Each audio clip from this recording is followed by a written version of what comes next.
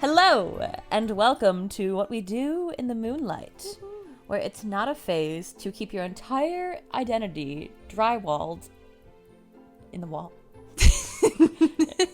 And all that. And all that. At the end, I can't think of anything else to say. Oh my gosh, the way we didn't do summary. Okay. In this episode, fuck. We just watched this episode, like, just now live. Literally 20 minutes ago.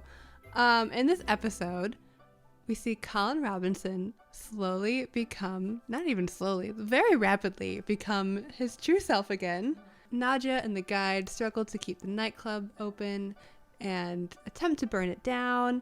Guillermo has had enough, and Nandor's just kind of there. Yeah, he's just reading. He's just reading. He's on book talk. That's what happened in this episode. A live look at how bad I am at summary. A live look. It's like we're live. Like, we're not live. We're live right now, but yeah. When you listen to this, it will not be live. No, ma'am. But or no, sir. We're not going to do anything to change non-binary friend. Sir, wait. Sir, ma'am, or non-binary Fran? Fran. I love it. Hi, I'm Caitlin. I cannot escape. I cannot get out. Mama? I was trying to guess, like, for the last, 10 minutes of us setting up what your intro is going to be. And I was thinking it's either going to be that. Or I'm Caitlin, and I got hit on at Zara today by a guy that literally followed us into the Zara to hit on Caitlin. That was unfortunate. It was really disturbing. I gave him finger guns, and I said, "Cool, man, thanks." And it was gruesome. That was a lot. Gunshots. Shots fired. Yeah. At me. Who are you? I'm Emberlin, and I'm on the cusp of the end of my cycle. Hormonally, so if I even see my boyfriend's face one more time tonight, I'm gonna bust through the wall. I'm gonna bust right through that wall. Take a little ball peen hammer. Yeah, I'm not gonna come back. It's gonna be like the Tasmanian devil. It's gonna be like the Kool-Aid guy, and I'm not coming back. I'm not coming back at all. So. Oh, thank God he's in the other room. So, Emberlin. This is so weird to do this in your room. I know. We're in the same house. We're in the same house. We're in the same room, in fact. Same bed, even. The same bed, even, perhaps. What were your immediate reactions to the season finale of What We Do in the Shadows? It's so funny because they are immediate. We just saw it. It's 10:57 p.m. Eastern Time. Eastern Standard Time. So we're here. We just finished it. It was really good. I enjoyed it. I had a good time. Well, I'm sorry. I think I hear someone getting murdered outside. The intern. Oh, it's the intern. They're back. No. Anyway, no, I think it was good. I enjoyed it. I had a good time. I was there for the vibes. I stayed for the sad. There were parts that I was like. So, I mean, first of all, there were parts that didn't make sense to me, and that's okay because they didn't have to make sense to me. This is a show about vampires, yeah. But if I could understand why they introduced sunrise, sunset into this episode, beyond the fact that it's a wonderful analogy for your child growing up and leaving home, and beyond the fact that Colin Robinson is a former showman in his time, or at least the creature that crawled out of Colin Robinson's corpse was. Cavity. Yeah. Then I mean, there's that. I don't know. I just I don't know. I'm I don't fucking know what I just watched. Yeah, it was good. I enjoyed it. I was there. You were there too. We were in the same room. That was a good takeaway. How about you? I liked it. I mean. Okay, I was thinking about this the other day. I feel like because I binged the first 3 seasons, it's been a completely different experience to watch this season week by week, and I feel like that almost changes my entire viewing experience. Not even in a bad sense, just in a way of what I expect from the show. Whereas when I was binging it, I was just doing, an episode whenever I wanted to and not really thinking too much about it. But now it's every week I have more expectations for it. Yeah. So, like, every week I'm like, oh, I want this to happen because I have to wait to find out what happens. And when those things don't happen, I'm like, ah. Yeah. But also, I start to think, if I had just binged this season, what would I feel differently? Yeah. I don't know if there's a true overall point there, just something I was thinking about, but my immediate reaction was that I liked it. Truly, all I really, really cared about by the end of the season was Colin Robinson and what was going on in the walls and seeing him go back into his former self.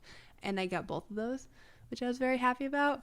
I was a little, like, disappointed but not surprised that, like, we didn't really unpack too much about what happened last week in the episode, but like it kind of got covered because Guillermo was talking about like how sad he was about everything, which like same. And I'm still like mad about Marwa. Yeah. And I'll die mad about it probably. Yeah. But other than that, I was just it is like it is what it is. I don't really care. Like it's not that deep, you know. For me, I'm just like I enjoyed this episode. And I had a fun time, but I was kind of shocked that like there weren't more repercussions about it. Yeah. But also given the ending, that was a pretty big repercussion, and maybe like next season we're gonna see more about the effects of all that of Guillermo feeling like he doesn't have anything to do there anymore. Yeah. So that'll be interesting. But no, I like this episode. Yeah. I feel like the Marwa thing was a huge oversight on the part of the writers. Like, yeah. It's just like I mean, like, I think watching it week by week and kind of connecting that character, it might evoke a different response from a lot of us about Marwa than it would have if we just like watched the episodes while streaming. But like even so, it's just like I think the optics are still like yeah. There's just something so weird about it. I don't think it's funny. I just think it's all weird. And also, like, I feel like there's so much that hasn't been tied up yet that I feel like could come to a head next season. Like, Nandor still has more wishes. Yeah. Where's Wait the a gin? minute. Like, you know what I mean? Yeah. Like, there are just so many other opportunities for things to, like, change, I think. And I'm hoping that they close some of those loops. I would imagine they would. But after I feel like they didn't super do a great job of closing the loop with like the London stuff last year, or at least to the extent that I was like, oh yeah, that was a thing, now it's not again.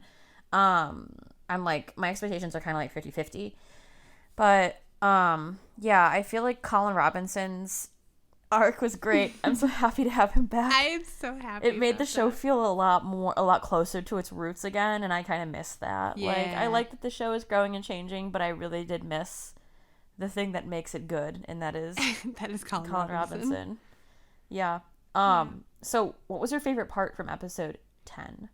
Oh gosh. I mean, really just seeing Colin like slowly like start to realize that there's something in the walls that he needs to know about. And yeah, like my favorite part was when he walked into the room and he was his old self again. Like it was like I felt complete. I'm like, oh, he's back, like here he is. And then I was like, tell me more about receipts, I missed you so much. Yeah, it was and his so lovely good. little suit jacket. Baby. It was so I just like I've said it multiple times on this podcast, but like I didn't realize how much I loved him until he was Gone, you know. Yeah. And so once he came back, I was like, we're back. Like you said, like I feel like the show was like back at they're going back to their roots again, and that's what we need. Yeah. I liked it. What was yours? Well, I mean, to the extent that, like, for us, we're really excited Colin Robinson's back. What's interesting with this episode is it's not necessarily a happy time for everybody, because, like, Laszlo has essentially lost his son now. Yeah. Which is really sad. And there's just so much for me to unpack there. First, that Matthew Berry acted. Yeah. He acted. And I also just feel like, not to, like, dwell on the Marwa thing, but I think it goes to show that this show does have depth, and that's why it disappoints me so much that did happen, because like if the show can produce like really comprehensive and complex like relationships between characters like Guillermo and Nandor and like Colin Robinson and Laszlo, it just surprises me a little bit. But I mean, to the extent that we got to see, I think Laszlo kind of like mourn not having baby Colin Robinson again is really special and like sad, and like I feel badly for him because that's kind of where we leave him in this season, with him essentially like trying to figure out, you know, just like being very sad that his baby is gone, and like asking him if he remembers things from when they were little, when you know, when Colin Robinson was little, and him not remembering. It makes me very sad, and now it makes me remember why Memories is Memories was the original title of the episode, allegedly. But also it ends up being Sunrise Sunset. And yeah, we're here now. And also, again, loved the introduction to Fiddler on the Roof. Still wish I knew why, but it's okay. I think it's because it's just exactly like what you were saying before. It's like a good parallel to him growing up. And now I don't know Fiddler on the Roof that well. I do know the song, but I don't know the lyrics other than Sunrise Sunset. But I do think it's just to parallel the feelings of Laszlo and Colin and growing up and like not being a child anymore. So I think that's exactly why. And also just because why not utilize Matt Berry's amazing singing voice? I was here for that. Also, I loved how in the credits it was him and Nadja and Colin all singing together. That really got me. Yeah, that was some like Muppets Christmas musical shit. But like sad. Wait, so what was your favorite part? That was it. I really liked, yeah, absolutely. I really liked like seeing Matthew Berry be able to like show off his like acting chops a little bit with that little scene at the end where he asked him about memories, and it made me sad. But that's what I liked about it. I thought it was like a good scene. I thought it was like the one scene in the episode that really like sold me. Yeah. So I really liked it. When they really start acting in this funny haha show, it really gets me. It does. Like, cause you know what? Like, sometimes a funny haha show can't just be a funny haha show, or it's like meh. Like, earlier tonight, Caitlin and I were watching an episode of Veep, and there are parts of Veep, not really like parts of Veep, but like if you know, like how Veep goes. You know, like I think about that to this day. Anyway, did you have a favorite quote from this episode? I liked it when Nadja said to the guide, "Speak, bitch." Yeah. I really liked that. I really liked "Listen, you ungrateful fuck." Yeah, that was a good one. And then at the end when Colin Robinson said, "If there's anything I love more than managing a project, it's micromanaging a project." And I was like, that one got me. I miss you. Come back. That one got me too. Yeah. Glad you're here. Yeah. How about you? For me, and this is like, maybe it's not so much a quote, but it's a scene. I liked when Colin Robinson started talking about sheet wall and like drywall and like redoing the house, because it makes me think that perhaps he did retain something from his time with Laszlo. Because obviously Laszlo was watching the Home Improvement show quite often. So I really do hope that that's something. Yeah. It feels like something to also, me. He whistled something at the end, but I couldn't quite catch what he was whistling. Ooh. So I was wondering if it was something that like Laszlo had taught him. Yeah. Oh, I bet. Ooh. That's for us to unpack some point. Yeah.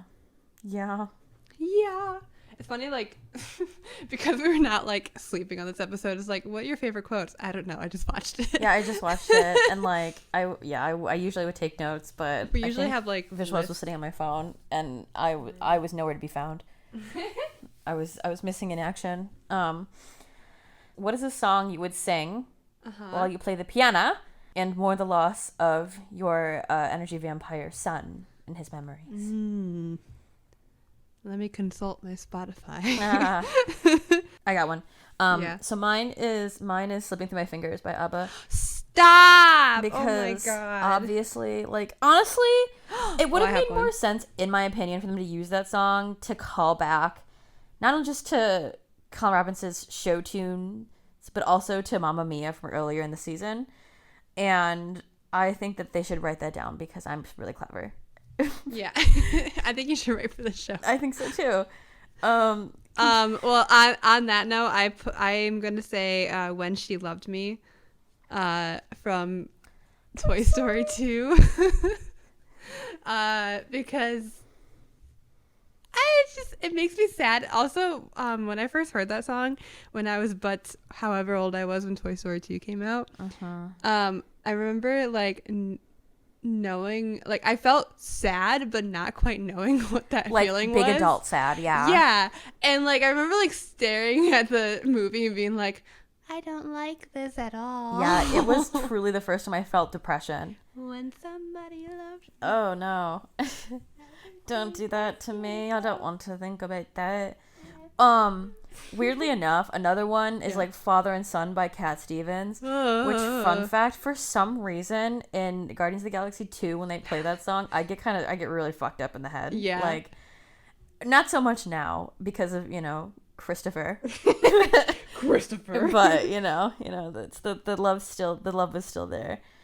Just any sort of song that has like a really emotional context between a parent and a child. Oof. So, what? I thought Manny was knocking at the door. I think he might have been, but that's neither here nor there. Neither here nor there. What character would you like to raise? Manny is howling. He's howling out there like a wolf. Should I let him in?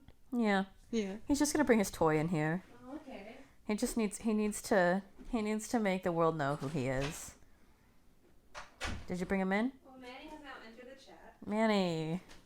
Welcome, Manny. Manny. Hey, what character would you let Manny in for? There's so many options this episode, and by so many I mean at least 3. First I want to say Colin Robinson. I would let Colin Robinson into the room when he wants to bring his toy in. No. You're letting Manny in. Oh, I'm letting Manny for in. Colin Robinson. Oh, okay, I understand. Yeah, get it right. Sorry. I would let Manny in for Colin Robinson. They're gonna hang out together. Yeah, they're gonna hang out together. I think Manny somewhere in here has like a secret stash of like all of his clothes and glasses. I was gonna say, I'd be inclined to say that if Manny hit his head at some point over the next couple of days, he may turn into Colin Robinson. Like, it's not above him. If you could see the absolute nothingness in his deep dark eyes, you'd believe me. This is true. So I would let Manny in for Colin Robinson because, again, cannot emphasize enough how much I missed him. I would also let Manny in for Laszlo because he truly just broke my heart this episode, and like he is mourning the loss of his son. Mourning his baby boy, baby boy, baby bonnet. Stop! Don't. This is not that podcast. That's a future thing. Anyway. Anywho, Manny. Okay, I figured out what our mean question's gonna be. I would let him in for Laszlo because he's mourning the loss of his son. And he needs a friend. And he needs a friend. So that'll be interesting next season. Yeah. And then I would also let Manny in for Guillermo because he was truly just like that feeling when you're just like, I don't know what to do anymore. Like, I don't know what's next. That's scary, and I don't like it. So I didn't like it for him. So I think he needs a little cat friend. So, Emberlin, what character would you let Manny out of the room for? Well, I didn't even get to tell you who I let him in for myself. I'm sorry. I was so excited about the next. You were so ready to just kick my cat out of our house. Yeah. Well, I think the character I liked was Colin Robinson in this episode because he's returned and I missed him. He's definitely my comfort character. Yeah. I'm very happy that he's here with us. Top 10 comfort characters. And like, I don't know, I just like hearing his delivery as a teenager is funny. Yeah. But also like he's so it's even funnier. It's even funnier to like see him back in his regular boots, and may I just say he's dazzling. He's slaying, if you will, as the cuspers say in the Gen Z / millennial community. It's just like, damn. God, am I talking like a BuzzFeed millennial? I just had a moment. Let us know. Oh, no. No, don't. No, I don't want to know. Don't tell me. Yeah, go ahead. Now you can ask your mean question. Your mean question about my cat. Who would you let Manny out for? Who would I let Manny out for? Who doesn't deserve to see Manny anymore? Yeah. Again, Nandor. Consistently on the shit list. He's just here reading his books. I have a feeling he was reading Colleen Hoover's Last of Us when I saw him last. It ends with us. The End of Us, the November something. I don't care. I actually do want to see The Last of Us on HBO when it comes out, TBH. So I think that's what I manifest. Like, that's my brain's blocker for bad things. So, Manny's suffering out there. Can we let him back in again? Oh, he's suffering. He's out there. He's acting like somebody, like, took his, oh, wow. Manny, come in here. Does he have a toy? Oh, that could be it. Sometimes he has toys at night, because even though we play with him during the day, he's like, that's not enough. We need to also play all night as well. He was just sitting with it. Yeah, I know. And then you try to play with him with it, and he's like, I don't want to play with it. I just want to yell about it. He just wants to yell about it.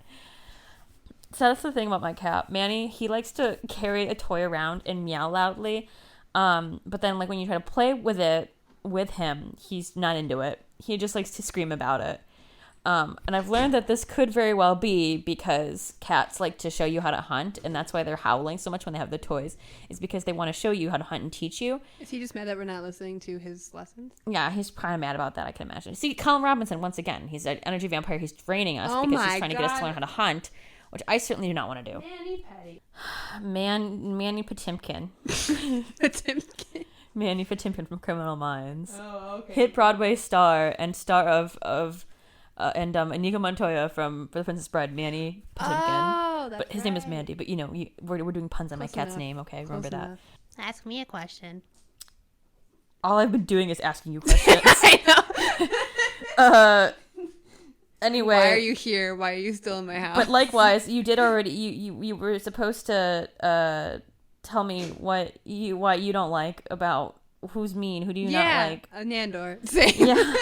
I just he didn't do much this episode, but that's like not much is never enough for me. Yeah. Also, my expectations for men are high. I don't know if it's just because I feel like season finales are usually a big doing, something big always happens. I felt like it was weird that with Nandor they're just nah, he's just reading this episode. He's just reading this. There's got to be either a deeper meaning or I'm stupid. And that's the thing I hate about these shows is it's always is it deeper than that or am I stupid? This is the same shit I went through with Sherlock where I was like, is it deeper than that or am I stupid? And it was the latter. And I haven't gotten on from that yet. But I feel like that wasn't our fault. Yeah, but that's what it wouldn't be, and exactly, it would be the writer's fault if it was stupid now, but to that point, it's if he's just reading all episode, what the fuck else is he doing? I don't get it. I don't think it's cohesive. Yeah, it's just it's with Nadia last episode. I felt like they're oh, we just need something for her to do. Yeah, and for him, everybody do something. Okay, we're doing this with Nadia. We're doing this little thing with Guillermo. But the main focus is Laszlo and Colin. Yeah. Oh shit, we have a whole other character. You don't have to check but you don't have to check people off your list, right? You can just have some people not be in the episode, But it would be weird if he wasn't there. Well, no, because I feel like they've done episodes before where people haven't really been the main the prominent thing, and it's my whole thing is if you wanted to use your whole plot to focus on two of your main characters and that's cool, that's fine. I don't know that it really matters that much. At the end of the day, you have 2 more seasons not to fuck this up. You have time. You got time to do this. There's so much more time. There's some of these plot lines aren't necessarily super essential, you know. I think I was just like with Nandor for this episode, I was just ready to figure out what's the fallout gonna be. Oh yeah. And also the whole 2 wishes thing. Yeah. Yeah. Where did that go? Well, again, that's the game we're gonna play next season, folks. Yep. Is it that deep or am I stupid? We'll make a cool tagline for it too. That's the title of the episode. Yeah. Is it that deep or am I stupid? And we'll have next season we'll have a backup a song with backup singers. Yeah. Yeah. Manny's rehearsing. Manny's rehearsing. He's gonna be our singer. He's actually telling us right now about how he was a tenor in his high school choir and how he went to Allstate. Were you a tenor in your high school choir? You went to Allstate? He also went to show choir. He literally looked up and he's like, yes, I'll tell you more. He's I was the lead in my spring musicale. Spring musicale. He sure was. What do you think? He sure was. Okay, no thoughts. He was a movie extra in the Netflix movie Prom. It's true. It's true. When she comes out, she says, "Note to self: don't be gay in Indiana. If you look really closely back and like the really like far back, he's there. He's just there. He's there nodding along like, yeah, girl, in Indiana is homophobic as shit. Like, you don't want to be here. here. Indiana. You want to be here. Big heads up. Sorry. I love the movie, guys. You should go watch it. It's kind of actually, I mean, James Corden's in it, so if you can like blur him, if you can like get James Corden's in it? If you can get like what are the, like a what would be like a Google Chrome plugin for your computer that just like like mutes his face out of things, you're golden. It's just You'll this love blur, it. and you're like, I know this James Corden, but I don't have to look at him. The thing so is, okay. I think if it were his face were blurred, I'd forget. I'd be like, he's whoever that is. They're doing a great job. They're doing a really good. They would like change the tone of his voice to like be so different. To be like deeper. Like when you interview somebody anonymously, be like, nah. Now it's time for carpool karaoke. The James Corden show would be so wild. I would watch the James Corden It's the show. With your hosts, You can't even say his name. yeah. It's just redacted. Rejected. Yeah. Like a government document. Exciting. There's gonna be like conspiracy theories or like just like people out there be like, no, I know what he actually looks like if you want to pay me. Like exploiting James Corden's face. There's like a whole fetish site. People are trying to like unblur the blurs. Yeah. Well, the thing about this movie, he plays. I can't remember exactly what his purpose was, but he did play like a gay man. And like, here's the thing: he's ain't, and like, you know, I have he isn't, and I feel like, you know, like there are probably a lot of actors in the shows that we're talking about right now that don't play like aren't gay men in real life, but right. that aren't men in real life. No, that aren't James real Corden's life, also that aren't real people. But like there are probably like, you know, but like I don't know, when James Corden does it, it's just it's like really it's really deeply offensive to me. like hey, if you were to say to me like, oh, like, yeah, like I don't really know, like I don't want to assume the sexuality of like, for example, like Rhys Darby, but if he was like straight and he was playing a gay man, I'd be like, okay, that's cool. And you were like, oh yeah, and like you know, like so, and like fuck, who just played a gay man in a movie? Like, oh, like fucking there's like a new love story coming out with so and so, you know, I'm not doing a good job explaining this. But I'd be like, oh yeah, that's awesome, yeah. If you were like, oh, like Hillary Clinton's gonna be playing a gay man in this next movie, I'd be like, all right, yeah, that sounds fine. I mean, good for her. I'm glad she's, you know, fine. She's found a way for like some exposure, you know. But if you were like James Corden is playing gay, I'd be like, get the fuck out of here. You get out of here with that. I will go right through this wall, but this time I'll be the blue Kool-Aid. Ooh. I change colors for different feelings I have. Do you think somewhere out there's a blue Kool-Aid man or person? I've thought about this since I was a child. I want you to know that. I think someday and a purple they'll one? crash through the right wall and they'll find each other. And they'll make purple. Yeah. Yeah. But then again, it's like, I don't know. Do you really want grape? I kind of like grape, though. You like grape Kool-Aid? Well, not grape Kool-Aid. I like Welch's 100% grape juice. Oh, same. But that's different. Grape, yeah. Because you see, like, grape juice tastes like juice. The juice of grapes. But grape Kool-Aid tastes like you take, like, a bunch of grape candy things and you just, like, put them in a blender. And it tastes like... You pee in it. And you're like, this is good. It tastes like if someone took, like, the grape soda cans. Yeah. Like, not the soda inside them, but Yeah. the grape soda cans. Yeah. And made them liquid. Yeah. And they're like, grape. And you're like, yeah, I don't think so. Yeah. Now, see, I say this, but then again, there was a time when I first discovered soda, and I didn't care for soda very much. That I found grape soda, and I was like, this is delightful. Like, this is very good. What the fuck are we talking about? What was it? This is why we shouldn't do this late at night. I think it makes it better. If there's no one else listening at this point. I hope Like, get back to the show you were talking about. I hope that mid us talking about this, an ad cut in or something. Yeah. And it comes back, they're like, oh, they're still talking about Blue Apron. It all comes back. Yeah, they literally had a podcast at one point. Yeah. It felt like a footnote. When Nadia was just like, yeah, it turns out like online like radio entertainment just doesn't work anymore. I was like, shit, and we're about to go do that. We chose the wrong career path, everybody. Yeah. Welcome back. Welcome back. If you heard my audio go out, it's because when we were filming this circa last night, my audio stopped. So we're back again to finish the rest. It's not like we already did finish the rest, but that does seem to be the case. We may not have found out that Emberlin only got 30 minutes of recording after over an hour of recording. See Caitlin's immediate disdain to blame this on me. I'm not. No, it's not your fault. It just happened to you. If it happens, I'm not blaming. The PR machine inside Caitlin's head is working overtime right now to clean up the mess. The good news is I don't think we can blame anybody for what happened, because at the end of the day, this definitely had something to do with James Corden. Yeah, it always comes back. There was a blur that I did see come through the house last night. Yeah. And it wasn't Manny. And it wasn't Manny this time. No. Who now is safely asleep in his little cat hut. He's fast asleep, yep. Whereas last night, he had things to say. He had his premium $40 cat food, and he's ready for a night in.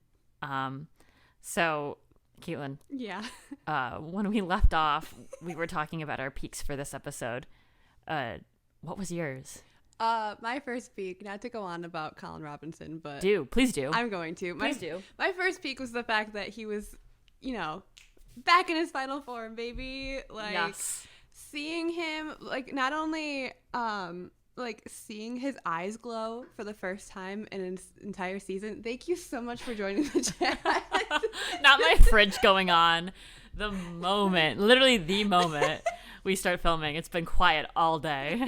Literally not said a word this entire morning. And the second we start recording, your fridge is like, hold up, I saw the finale too. Hold on now, I gotta make this food cold for a minute here. Yeah.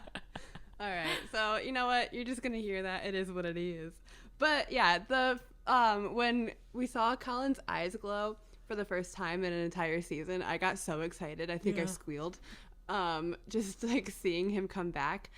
And then, I don't know, man, just something about seeing him in his like sweaters again, no hair. He put his glasses back on. Like, there's something about the glasses. Mm-hmm. It's like, literally, I get it, with it's Superman and Clark Kent. Like, he puts his glasses on and you're like, who's that guy? Yeah. When he put his glasses on, but he still had a full head of hair, I was like, oh my God, it's Colin Robinson. And then he came out and he was full form Colin Robinson. He started talking about receipts and I could let him go on for days. I was so happy. Once again, I missed him this entire season, so when he showed up, it was great. My heart. My first peak is Colin Robinson. Yeah. What was your first peak? Well, that was mine as well. I mean, like, having Colin Robinson back, I think, is the thing that we really needed, because at the end of the day, Colin Robinson is really what makes this show what it is. Like, this was a really fantastic season in terms of, like, some of these one-off episodes we had that were really creative on the writers and director's part. But, like, something that was kind of missing from all of those is the Colin Robinson we know and love. So to see that in this last episode, it was maybe the first time for me this season that things felt really super normal. And I feel like that's confusing for me because, like, I'm not impartial to Guillermo's feelings that, like, things just kind of go back to the way they are and are monotonous again. But at the same time, there was something comforting and, like, it just made me feel like I was in a safe space to have Colin Robinson back. Also, that 3-piece suit, like, I don't know. I'd fuck him. Like, he was given something. I don't know. Like, I was there for it. You saw him come out and he's just like, hey. And you're like, hey. Yeah. That literally the TikTok cat sound, that's just like the cat's meowing. I don't know why. That was how I felt in that moment. But no, it's really great to have him back. It was just, like, I felt safe when he returned. I was like, he's here. He is here to save the day. He knows the numbers, the bank account numbers. Yeah. He's everything. Here's a thought. Yeah. So, obviously, like, the house was a complete mess in the very beginning of it. And, like, we were all kind of thinking, like, oh, because Guillermo's not there to, like, clean up or anything. But, like, also, I feel like it really emphasized in this episode that Colin Robinson is the one that kind of keeps everything going. Like, yes. He, like, when he immediately was just like, yeah, here's a bank account number, here's a PIN number, 420-69-365 or whatever the fuck it was. Yes. It was really funny. I really feel like he's kind of the glue to everything. He is. And because he makes sure everything is in order because that's Yeah. what he likes to do. So it was kind of nice to like, I don't know, like get that sense back. And also the way he immediately started putting like the house back together. Yeah. Yeah. I liked it. He really is the miss glue him. that holds. I think that's such a great interpretation of everything because he really does like hold everything together. Yeah. And I mean, like we see that now, and I'm really excited for him to like continue to do that through next season. Like I missed him. I miss that man. Did you have a second peek? My second peak was honestly the music that was used throughout this episode. Like, Yes. I love it when shows have actors with like a specific talent and then they utilize that talent that they have. So anytime Matt Berry gets to sing or perform in any sort of way, I love it. And this episode, like, he wasn't just singing like as Laszlo, like he was singing in his actual voice. And I feel like that's when I knew. I was like, oh no, this is gonna be a feels heavy episode. Yeah. And I don't know, I loved the use of sunrise sunset in the beginning. Also, I saw this morning someone on Tumblr point out, first of all, speaking of Tumblr, it looks like it's on sale and I hate it. What's that logo? It does. Why? Like, I have a question. Okay, Yeah. I know we talked about this last night, but I'm still confused. Why? Since when has Tumblr had a spokesperson? What would you call it? Like a mascot named T. I don't know, because I feel like back in the day on Tumblr, like, you know, when it crashed, it would have like a little T guy. Oh. And he'd be like, oh no, oops, nothing's here. Oh. Like a stupid like way to pander to its users. Yeah. But like, I don't want to see him in the logo. Why does Yeah. it have a face? Well, I got an ad yesterday where he was like sitting on a couch, and I was like, please, who is this? Like, T. who is this man in my dash? I don't like opening up my phone and just seeing, like, it looks like it's a spam app. Yeah, it looks like it does not look right. It looks unwell. I just like it. But anyway, I saw a post on Tumblr that pointed out that Laszlo in the beginning like has such a disdain for musical theater, and yet in this episode he's singing a song from a musical. And it hurts me. I have so many feelings about Laszlo this episode, and Laszlo and Colin specifically, in their relationship and like what this means going forward, because like they had such a father-son relationship. Yeah. And it was wonderful, and like we really saw this episode how important that was to Laszlo. And the second like that he lost it, like when his smile drops, my heart broke. Yeah. And that was unfortunate. But back to the music, I really liked how they had him singing that throughout the episode with a little montage of all of their greatest hits Yeah. as a father and son duo. And at the end when they played it and it was Laszlo, Nadja, and Colin Robinson, like, ouch, my heart.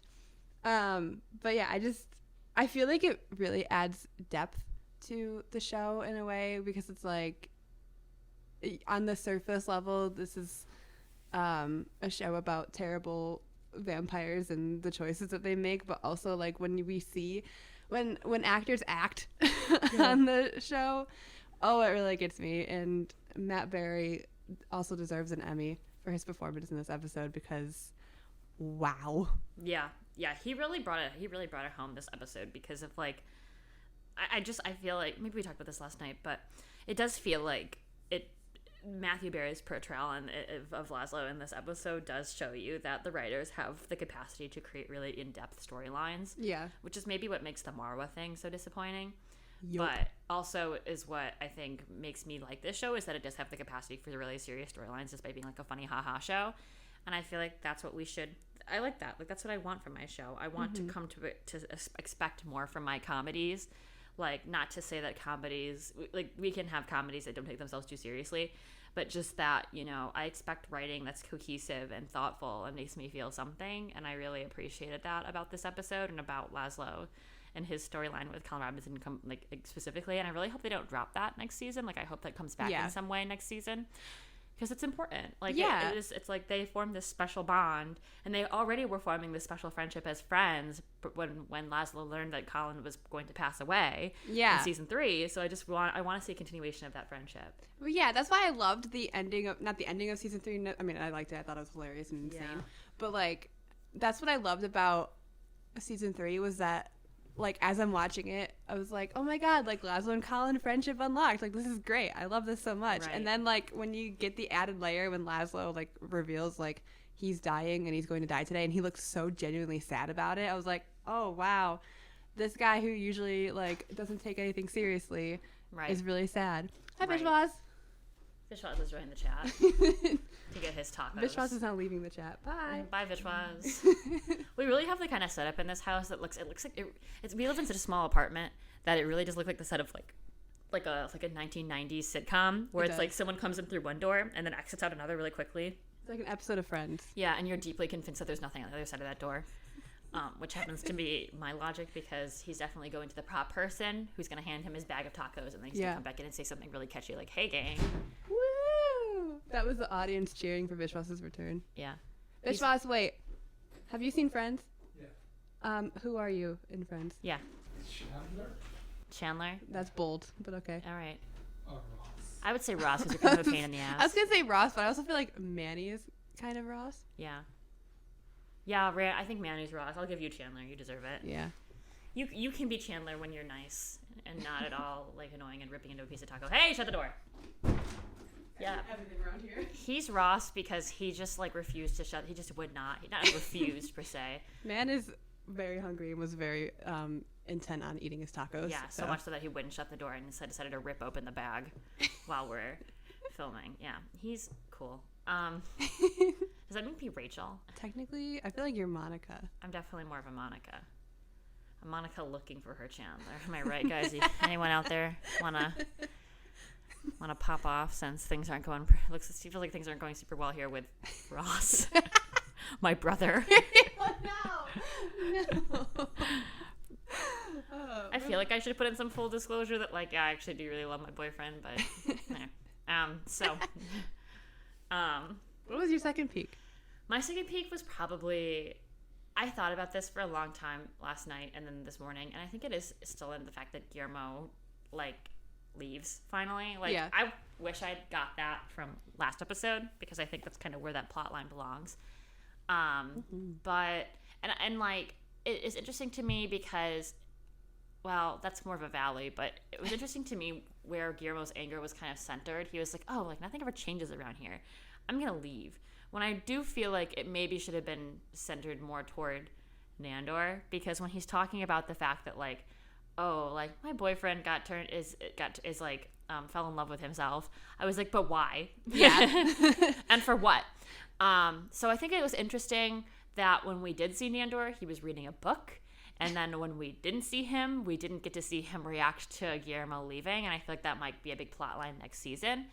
I'm really glad that Guillermo took the money and ran. And I feel like he has such a surefire plan now to become a vampire. I doubt it's going to happen.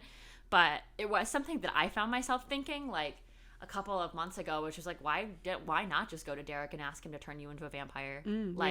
He's like the person you know that is a vampire and seems like he would probably be the most open to doing it. So, but yeah, I like that. But that's kind of where I am. I thought that was a good little sprinkle winkle of something. I loved his the entire end when he's like, you're gonna turn me into a vampire, and looks at the camera. Yeah, like the little shit that he is. I'm like, oh, I love this for him. This is a choice that you're making. It is a choice that he's See making. where it's gonna go. Yeah, I'm going back and forth between like, okay, do we start next season and Guillermo's like, I'm a vampire now, and like it happens off screen. Like, am I gonna like that? No. But I kind of want to be a part of it. Yeah. Since this has been a whole thing from the beginning where he really wants to be a vampire, and if that happened like off screen, I would be mad about it.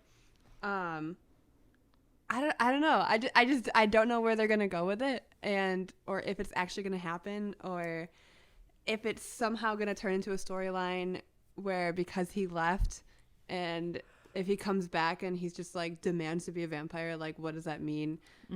Because he always wanted like Nandor to turn him into a vampire, and that was kind of like why he was staying. And then like maybe Nandor wasn't turning Guillermo into a vampire because he didn't want him to leave, right, or something. But we don't have time to unpack all that. we don't have time to unpack all that. I don't know. I'm intrigued. I'm intrigued. Did you have any valleys from this episode? I just think, and if I'm repeating myself, sorry, I don't remember what I said in the first 30 minutes of this last night. But I still think it's kind of weird that, like, I don't know. Maybe it's, again, because I was talking about how when you binge something all in one go, it's very different from having to watch it week by week and having time to like theorize and get your hopes up for things that are going to happen and hyping stuff up in your head. Right. So like I feel like with season finales, they're generally like something big's going to happen. And like something big did happen in this episode. Colin Robinson came back, Return of the King. And Guillermo wants to be turned into a vampire. Like that was the whole thing. And like some of the storylines got closed, but I still feel like even if you do know you have more seasons coming, you should still wrap up like your big plot points. So I think my biggest thing was that Nandor was not doing anything this episode. Yeah. And it was a season finale in a season that was very focused on Nandor and like the importance of like, and like it's good to have characters have more time to shine, but just the fact that like the first half of the season was Nandor being like, I need to get married, I need to find the love of my life, and then he does get married and like all of his djinn wishes. Yeah. And then after episode 6, it was like all of that was just dropped to the side, and they're like, yeah, okay, we're done with that. Right. Like Mar was gone in probably the stupidest way possible. He has 2 more wishes that we haven't mentioned at all. Yeah. And that does open up for the djinn to come back next season, which I really hope he does, because I just really liked his character. And also I really hope we're just not like forgetting the fact that he has 2 more wishes. Yeah.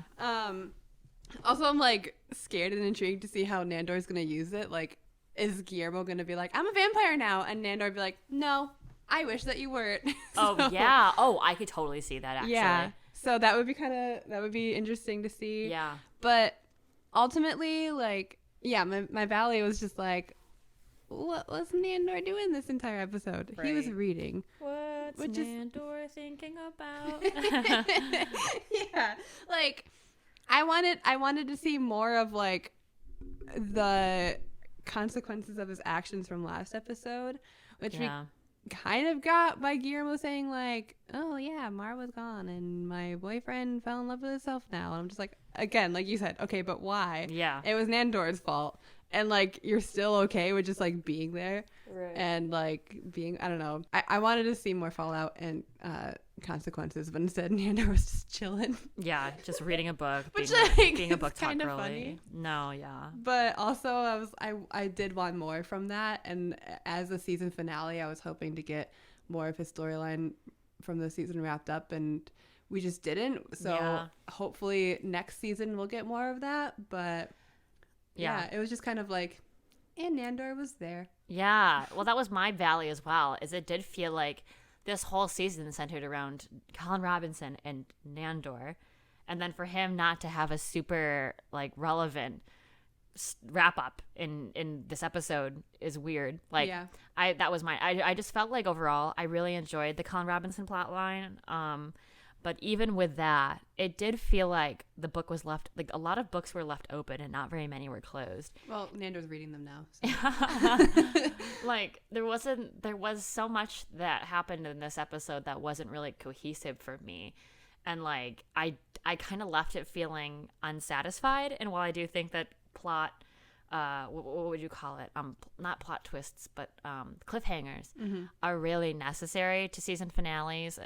Sometimes I also felt like so much was left open this season that I walked away not feeling fully satisfied with the ending. Yeah. It's kind of like when you have something to eat that, you eat a lot, but it doesn't fill you up and you're still hungry. And that's how I felt. Like, literally, you said that and I was just thinking about the muffin that I got this morning. I'm like, ooh, I want that. The muffin's calling her name. So, no, like, and like, I wish there was more I could say, because I really do have hopes that maybe this next season it'll all kind of work itself out. Is it that deep or am I stupid? But at the end of the day, yeah, I think I walked away from this episode feeling really deeply dissatisfied with, like, just, for example, the fact that Guillermo is kind of going back down his repetitive path of, like, trying to become a vampire. And it feels different because he's not looking for that validation in Nandor anymore. But it's still like, okay, because what's going to happen? We'll probably come back next season and recycle this whole plot line again. So there's that concern for me. I do like the prospect of him becoming a vampire and then Nandor wishing it away. I think that's like I think that's great. That's like juicy. That's a place to go. Yeah, like that would be, if I were writing, that would be my natural next move. But like Nadja's storyline was not cohesive. Mm-hmm. And I know we didn't get to talk about this because it was in the second part of the episode that we lost last night.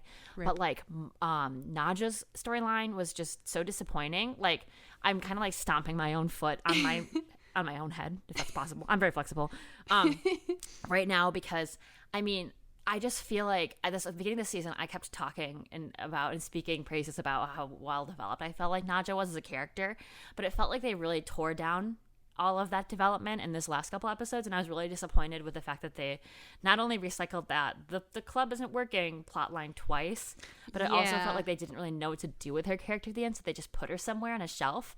And I didn't love that because she's such an exquisite character, and I just feel like there's so much more they could have done with her. Yeah, the fact that we had an entire episode last week, not an entire episode, but like her entire arc in the episode was things aren't working at the club because Colin Robinson is no longer a baby, so we have to try and fix it. And then in episode 10, they're like, things are no longer working at the club because Colin Robinson is no longer a baby. Yeah. Like, you had that twice in like 2 weeks. It's like, please try to do something more. Like, okay, she was stealing the money and hiding it, and like, yeah, it all got burnt up at the end, but like, why show that if you're not going to do anything with it? Also, why show that both her and Guillermo are both stealing money from the club? Yeah. Like, I wanted there to be more with that whole thing. Yeah. And just like, once again, the potential that Nadja and Guillermo have to have such a really good friendship. Yeah. Because they're both bitches and I love them.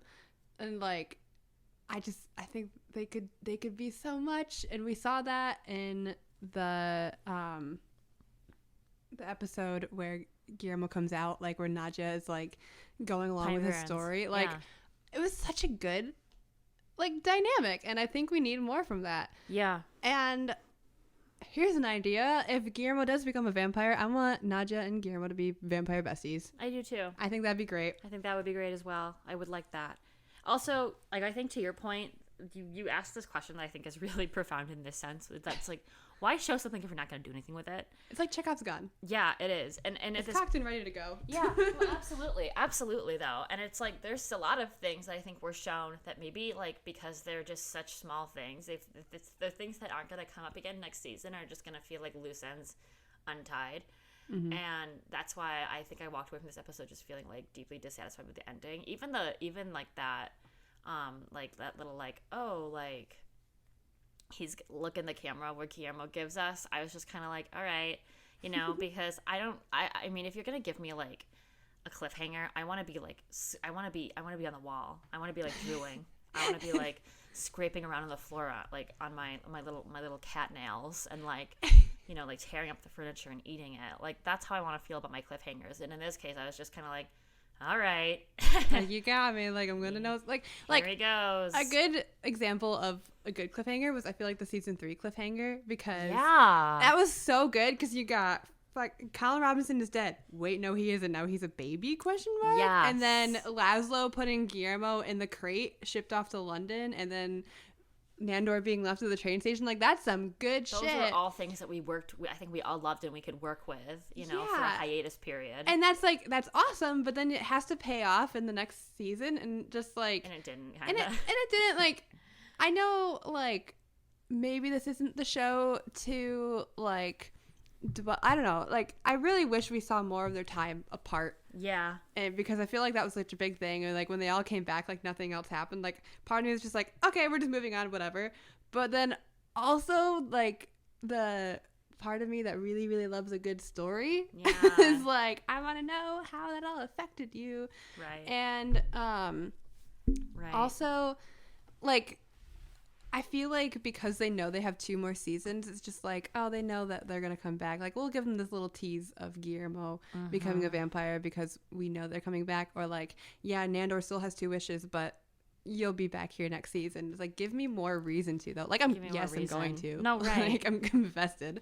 But like, I just wish it was more of like, not just banking on the fact that you do have more time to tell a story, but like if I'm watching the season on its own, like you still have to wrap everything up, and like Nandor just still feels like he's unraveled, and I want more from that. I don't know, man. I just, if you're gonna tease with stuff, make sure it pays off, and so it better pay off next season. No, right. Like, and that's the other thing, right? Like, if there isn't a good story and if the story isn't cohesively wound throughout each episode or at least each season, then it kind of becomes like Saturday Night Live. Every single sketch is a one-off bit. You'll never see those characters again, possibly. You know? Like, or like you will, but they won't be in the same circumstances. And like, there's no room for growth. And I don't love that, especially since it seemed like for the first couple of episodes of this season, we were like working up to some really big things. Yeah. And it kind of felt like in the last 2 episodes or so, those things kind of fell apart or like were pushed under the rug. So I'm really hoping that there's some follow-up next season. Yeah, I do want to go back and watch this entire season, like uncut, like all together, no commercials, nothing, and see if maybe that changes some things. Yeah. And just see how it all kind of runs together, like as one whole storyline. Yes. But yeah, other than that, I want some more. Give me some more, please, sir. I want some more. Please, sir, can I have some more? All right. So with that, I think it's time for us to think about our bingo board. Woohoo! Still recording? Yes, I'm still recording. Which is a good thing to ask me, given last night's traumas. So I think the best thing to do here would probably be to just read through all of our bingo slots and make some decisions about whether or not we were able to accommodate all of them. So our first line of bingos from the season was Laszlo and Naja fuck in a public place, which obviously we got in the very first episode, naturally. God bless. We can always count on that. Yeah. Next one was Freddy Krueger.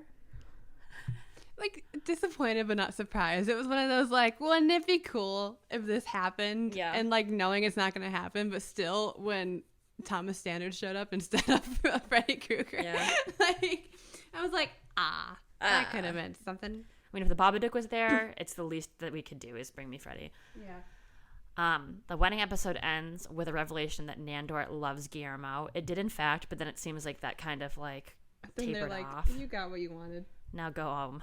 Yeah. 5 people have gotten eaten. We did have 5 people get eaten. That's good. Yum, yum, tasty in my tummy. Some shit goes down in New Jersey. Once again, cannot emphasize enough how random that was, that you were just like, we'll put this in the bingo board. And then when we got to the Pine Barrens episode, I got so excited. I was like, wow, some shit's going down in New Jersey. And it was just the fact that Pine Barrens is a place in New Jersey. Yes. It is. Sorry to New Jersey. New Jersey. I don't know you that well.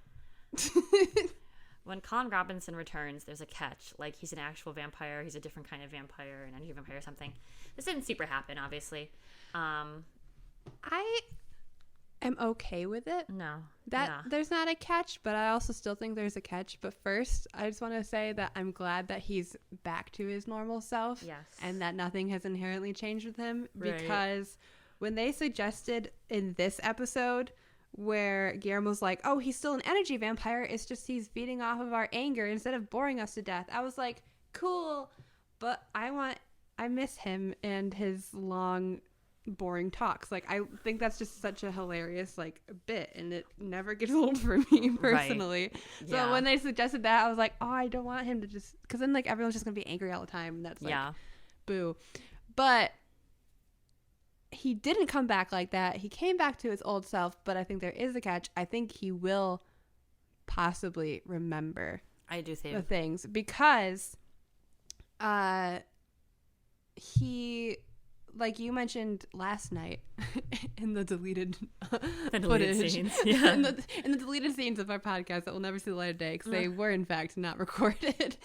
You mentioned how he, like, one of the first things that Colin Robinson did now that he's back was like know more about like the house and how it's built and what type of stuff to like put like with the walls and everything. And like I think that definitely has something to do with the fact that he and Laszlo watched Go Flip Yourself together. Yes. And then also he whistled a tune as he was walking away from Laszlo, and that tune was the first song that he sang at the club with Laszlo. Oh my goodness. I think it's still rattling around in there. It is. And I hope to God that we get to see more of that. Speaking of God, did you see when Laszlo is reading this book where he's like trying to like figure out how to talk to teenagers?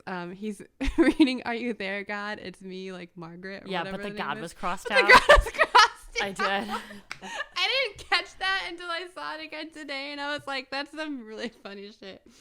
But yeah, I really hope that like somehow he can get some of the memories back or something, because there's something so sad when like one person loses their memory of something and the other person is just like, you don't remember our bonding time? Yeah. It hurts me, and just that scene really got me going. Yeah. Like, oof. Yeah. Is what I had to say to that. But yeah, I think that could be the catch, where like some of the things that he did with Laszlo still sticks with him. And I hope so. And I hope that he and Laszlo can still have a strong relationship together. Yeah, and they can continue to grow their friendship, which would be lovely. Yes. Next we had Taika Waititi cameo. Did not happen. Did not happen. We're okay with that. Yeah, I think that this show can probably stand its own 2 feet without like exceptional guest stars. But yeah, no Taika Waititi. Lesbian vampires. The boss. Real mad about that. Yeah. Not happy. Very sad. Upset. Could have been an easy thing. Feels playfully homophobic. The guide tries to fuck Guillermo. That happened in the first episode. Sure did. The gang tries to send Colin Robinson to private school. Woo-hoo. They sure did.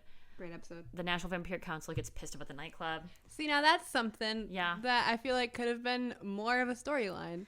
Yeah, like where are they? They're not even. They were such a huge part of the first 3 seasons, and it feels like here they're not really. They have not been very present. They were present for like the first like a little one-off scene with Natasha in the very first episode, and that was that. And like I feel like the addition of the Vampiric Council like adds to like the lore of the show, much like the Night Market added to like the lore of like here's these places that they can go. Because I love world building. Yes. I feel like with the Vampiric Council, it seemed like, hey, you can be a vampire, but there are some rules to live by, and like there's some consequences, and like you have to remember that. And there's even a whole storyline where Nandor and Nadja are on the council together. Was that what it was? And then Nadja took over the council at the end of last season. Yeah, and then she decided, nah, it wasn't what I wanted, and then she just wants to be a nightclub, which is like fine, but I feel like I just want more from that. Yeah, like, I miss her being like the head of the Vampire Council. I miss her being a girl boss. Like it makes me sad to watch her fail. It's not fair. Like she deserves everything. I want to see her win. Maybe we'll get that in the next couple seasons. The way I just started talking like Tucker Carlson, I want to see her win. It upsets me that she has not yet. Anyway, Guillermo kicks ass in a fucking metal fight scene. He did, and it's so weird to me that that's I guess what makes me feel so strange is like they did dedicate so much time to making these remarkable scenes with Guillermo, and then like this last 2 episodes is just kind of like here's Nando reading a book. But also like it feels like we're going back to square one, but I feel like that was such a big thing in like this episode when Guillermo was just like, I feel like I'm a hamster on a wheel. It's like break the cycle. I like it. I like that he as a character is like noticing this. And is like, because we are too. And he's like, nah, I'm gonna change it, and that he's actually gonna change it. So I really hope that next season's just like absolutely batshit, pun intended. Here. And that things do like we start to like it's good to like go back to your roots. Like, okay, Colin is back, and that's fantastic. I love it so much. Right. But also like if it can be a little bit more it can be too monotonous at times. It can. Where like it's nice to be like, oh, I know exactly what to expect from this show, but then it can ultimately get boring. And I feel like that's my fear with this show, is that they just don't know what to do with some of these characters after a while. Yeah. And so I hope with the decisions that they make going forward, it still has the essence of the show, but it's more interesting to the point where it's like, okay, you're actually doing something with these characters. Because again, with Guillermo, I feel like we were seeing so much growth with him this season. In the last couple episodes, he just reverted back to his old ways. And now, hopefully, now that he's like, I want you to be a vampire, that like we get a whole new side of Guillermo. Yes. And yeah, I want that. Yeah, I don't remember my initial point as per usual. Yeah. Oh, do you have something to say? The fridge said, in fact. In fact, the fridge is like, here's what your point was. Eat. No, yeah. Dilly. I feel like I do. I feel like you're right. Like, and with each season, I think we see Guillermo get a little more bold. Like when we think of where he started in season 1, he was this whole different, very passive person, very like not pathetique, but at the very least, very soft and like not willing to like break with the norm and kind of like let Nandor and the other vamps push him over. So it's really great to see how each season he just kind of grows and becomes an even more like an incrementally more healthy and like and somehow still incredibly toxic version of himself. Like it's the transformation I think we need. Yeah. But back to the bingo board. So 90 ads for Thor Love and Thunder within the first few weeks of episodes. Sure did in fact happen, and it was exhausting. Gay sex did happen. Guillermo and Nandor have a blow-up fight. Did happen. Nandor says fucking guy. Did happen. Nandor does some himbo shit. Yep. Marvel movie guest star. Let's talk about it. So here's my argument. Go. I've yet to scour IMDb again just to see if anything else has been updated. But there's an actor and his name is J.U. and he was the contractor in this episode that Colin talks to at the end. Yep. And he was in X-Men, the 2000 movie. Do we count that as a Marvel movie? Because technically, comic book wise, X-Men is Marvel, but stupid rights to movies and motion pictures wise, I don't believe it was under Marvel Studios, because I don't think Marvel Studios was yet a thing. Could I have taken the time to Google that today? Yes. Did I? No. But do we count that as a Marvel movie guest star? I think for me, I'm not getting caught up on the Marvel movie thing. I'm getting caught on the guest star thing, because it wasn't like a big hullabaloo. It wasn't like, here he is. But that said, I want a bingo. I want a bingo. So let's put a pink bat on that fucker and call it a day. Hell yeah. Look, we got a bingo. Well, we got a bingo. Probably not. Excellent, because I didn't want to have to mourn this. Girls deserve a bingo as a treat. Yes, we do. Character arc for Laszlo, where he learns a dad lesson. He sure did, and it makes me sad. What's even sadder, I think, is like not only does Laszlo end his relationship as Colin Robinson's papa on the note that like Colin Robinson is back to who he was, but he also ended it in kind of a difficult place with Colin, where Colin was like already going through these really complex emotions of being a teenager. So it's really sad, because like Laszlo can never go back to the period of Colin's life where he's playing the piano for Colin and Colin's tap dancing or telling him about Legos or being a baby, and that makes me feel things. Yeah. Sad, complicated things, but things all the same. Side note, do you remember Addams Family Values and how at the end Morticia and Gomez have a baby? Yeah. What I would give to take that baby and put it in a ring with baby Colin Robinson and just let them hash it out like cockfighting. I'd watch that. Like just you, me, and like 8 other people gathered around like a cement block watching baby Colin Robinson and the Addams Family baby just like go at it. Can I also add Boss Baby? And Boss Baby. Of course you can. Thank you. Yeah. No, I think because Boss Baby is like, I think it's funny because like when you think about it on the spectrum of gothic babies, it goes Adam's family baby. Obviously, he was born with a mustache, for fuck's sake. And then in the middle, and then at the very other end is Boss Baby, who wears a suit, and then somewhere in the middle is Colin Robinson, who really is a little bit of both. I think we should also it should be wrapped by the Sun Baby from Teletubbies. Yeah. No, I think you're right. And hosted by the Gerber Baby. The Gerber Baby. Wow. Yeah, a lot of babies involved, all of them good. What do you think, Vishwas? Just babies. Yeah, they're cool. Cool. Thank you.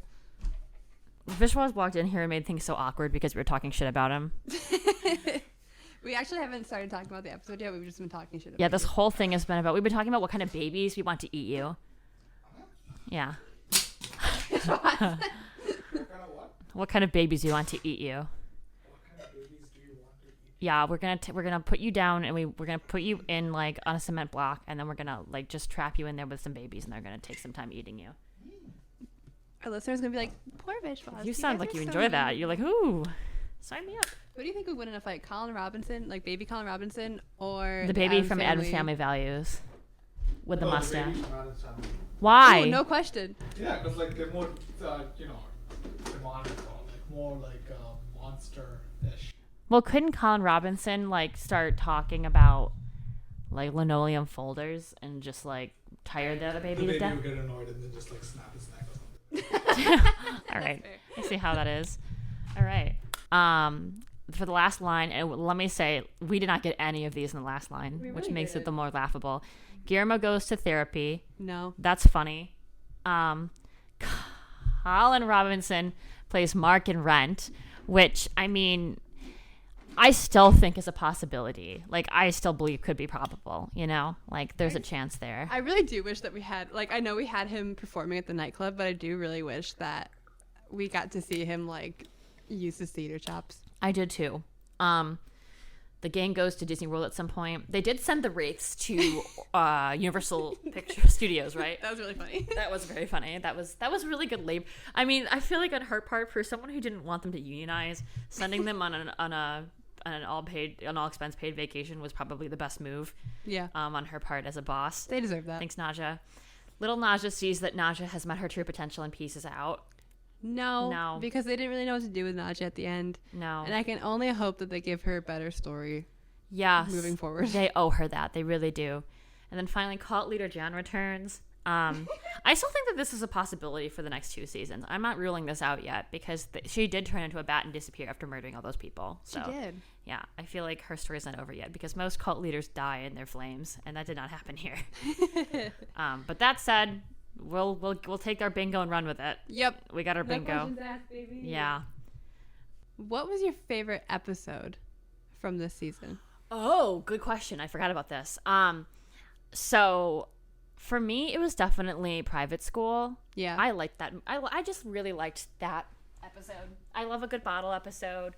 I really enjoyed just the snap scene. I enjoyed the jokes. It was just such a quick episode. It moved well. I was fully engaged the whole time, which is good for my ADHD brain. But it was just immaculate. I miss that episode. I miss it a little bit. Like, Yeah. she used to be mine. But how about you? I really liked Private School. It was a really good episode, but I still think the one that made me laugh the most, and not even think because I know I was there, was the night market episode. Yeah. Like, not only did I love it just for like the world building of like the vampire life, and that there's like and the set that they made and all the little like Jim Henson-esque creatures. It was just Yes. great. But also it made me laugh so hard. It did bring back my tonsillitis I was suffering from, and I was getting better. And then it was the fight scene between Nandor and Guillermo was great on its own, but also just the addition of the ringmaster or whatever, like all of his offhand comments. Like, the thing that still makes me laugh so hard to this day was, oh shit, he's Phantom Menacing. Phantom Menacing. It really gets me, and I need to not think about it too much because otherwise I'll just be in a laughing fit. But I don't know. I'm just thinking about it. That was good. It made me laugh so hard. My my throat hurt for the rest of the week. Oh, it was really good. There's something about just like comments that are said like offhand, like slightly off screen or slightly off mic. Yeah. That like really gets me going. I don't know why, but it's just like so subtle, and just every line that guy said was so good. Yeah. So I really like Private School, yes, but Night Market, that was the best 100%. episode. I love that episode so much. 100%. No, it was exquisite. And I feel like if any writers from the show listening right now, which I would assume no, and I'm just being parasocial, but if that were the case, I do think it's important for those creative folks to recognize and play into those strengths. I think of like being just fully creative and introducing this like vampire world, first working within like the box of the show and like their colorful character set like they did with the bottle episode Private School, and then also working outside of that and expanding things and creating new things and using puppets. Like those things both worked so well. Yeah. I think the weakness probably continues to be cohesive story building. So I think maybe that's just something to consider for next season if you're listening. Consider like, your yeah, sure, performance appraisal. We'll take notes from you, random girl.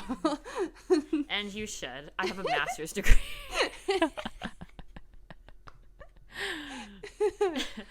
Oh man. On a scale of 1 to 5, how many? So we get for being in the same How room many? together. How many? Yeah. So many. Yeah. No, I think I'd give the season finale like a solid 3.5. Yeah, I think that's Manny. fair. Yeah, because like honestly, the biggest thing that I wanted from the end of the season was to see Colin Robinson come back into his final form, and I missed him so much. I've said it in every review I feel like that we did of each episode. It was just like, this episode is great. Missed that Colin Robinson though. Like, Yeah. I missed him, and I feel complete as a person now that he's back. Agreed. And I really, really enjoyed his whole storyline with Laszlo this season. Yes. I think that's really interesting. Maybe it's just my love for found family and parent and their reluctant adoptive child. Yes. Story arc. Like, I love that shit so much. I also, quick interjection, I also adore that, like, in the very beginning, Guillermo and Laszlo were sitting together talking about Colin, like they were co-parenting him. Yeah. Which is exactly what we'd been thinking about this whole season, so I do like that. Yeah, and that they were actually like talking together and having like an actual conversation together about it, and like not, I don't know, I think that's such like an interesting dynamic to me, so I really loved seeing that. And that was truly the bulk of this episode, which is great. Also, the vindication that there was something in the walls this entire time. I have never felt so satisfied about something, because I feel like that, like, we've talked about it before, but like, we were like, there's something in the walls. Something is in there that has to do with Colin, and the fact that like that actually was a thing, and it wasn't just like a, nah, he just likes to hammer. Like, I love that validation. And when he found that like little map to like here's where you hit, and there's like a whole hidden compartment, so creative. It was so good. Like, I love that shit. That was awesome. So I feel very validated. Also, you get a 3.5 because Shawnee made an appearance. Oh my god, my love of my life.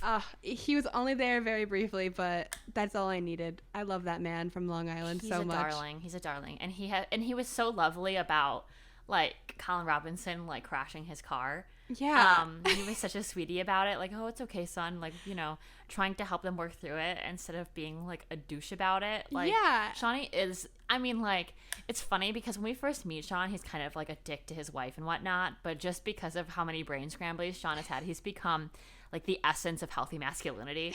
And I respect that. And the fact that he was just like, when me and my pops would get into like have fights, this is what we would do, and he was like trying to like help that and trying to like, you know, like break the cycle. Like, he's darling. And also I think like as an actor, I feel like Sean's character actor, what is his name? Hold on.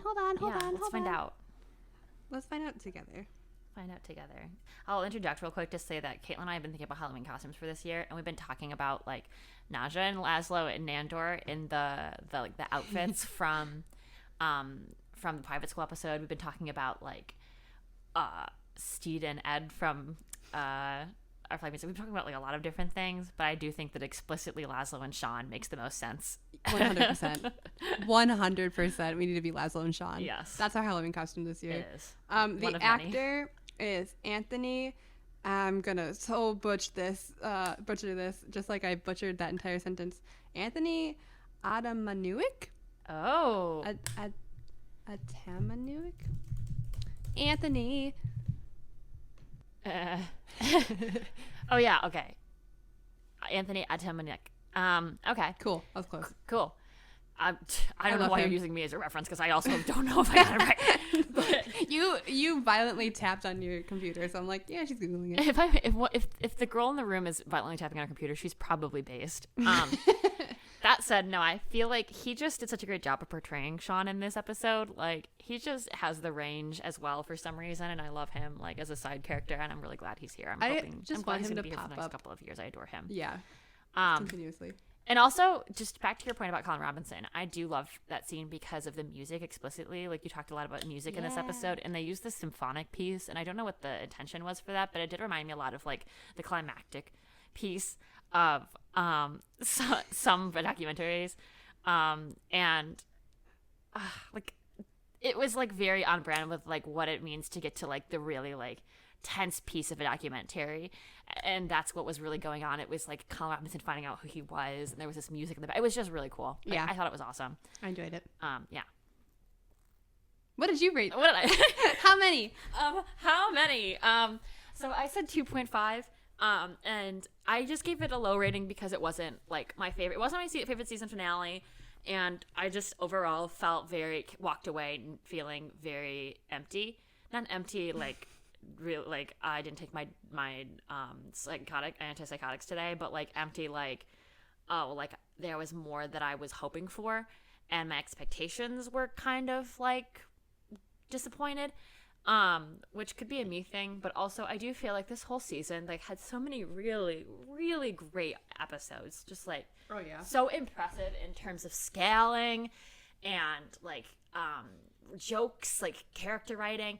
But then I think in the last 2 30-minute, like in the last 2 episodes, things just kind of felt like they, like, what's the word? They kind of felt like they dwindled a little bit. Yeah. And I just left it feeling kind of like, hello, darkness, my old friend, and not like, oh, you know, like not excited, you know? Yeah. Not necessarily like, you know, like replenished.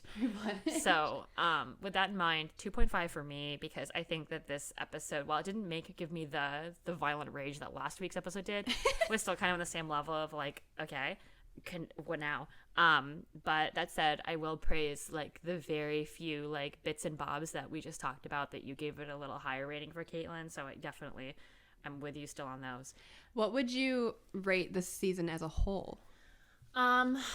I mean, I think it probably, I think season 3 remains my favorite.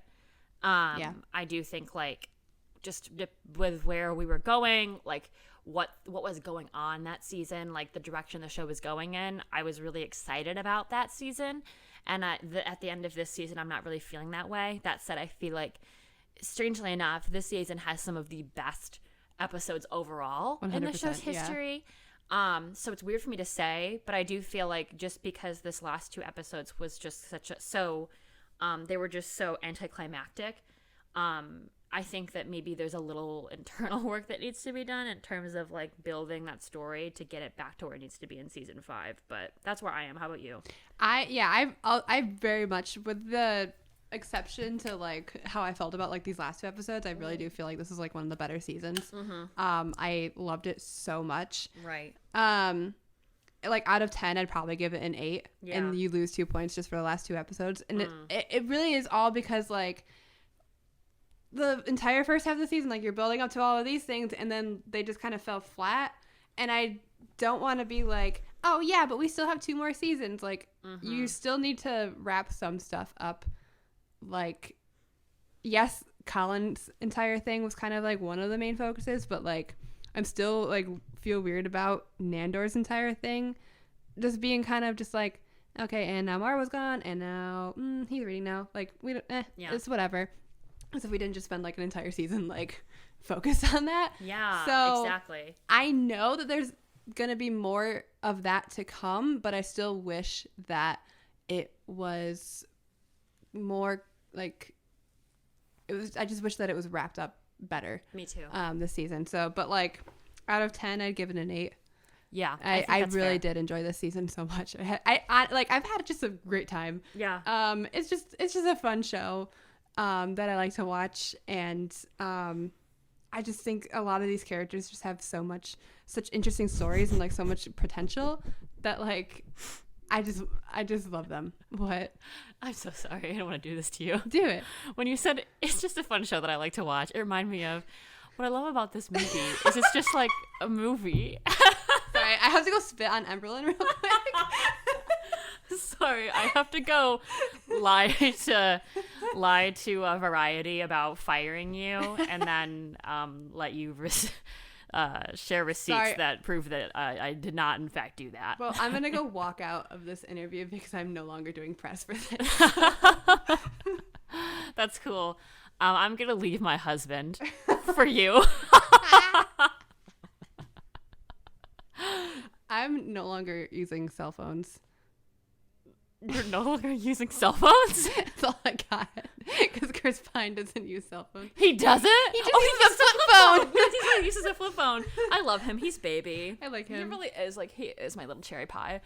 Guys, thoughts and prayers to Chris Pine. Thoughts and prayers to Chris Pine. My girl's going through a hard time right now. He's got Harry's saliva all over his new pants. Oh my gosh. So, sidebar, I'm supposed to go see Harry in a couple of days in concert at the same time, not long after Caitlin and I see Florence Welch in concert, which is very exciting. But I still don't believe it's happening. I'm very excited. Yeah, it's all a blur. But to me, it is just so hilarious that I get to go see Harry Styles during the absolute, like, just during the shit show. Yeah. Like, I am so excited. Like, I have been looking online trying to find the exact outfit he wore to the Venice Film Festival, and I can't find it, but just know that if I could, I'd be there in it. I'd be, like, he'd be doing his thing. He'd look out in the audience, and, like, one of the lights would shine down on me, and you'd just see me standing there with the most demonic smile on my face, like what's-her-face from Us, just like, hey, girl.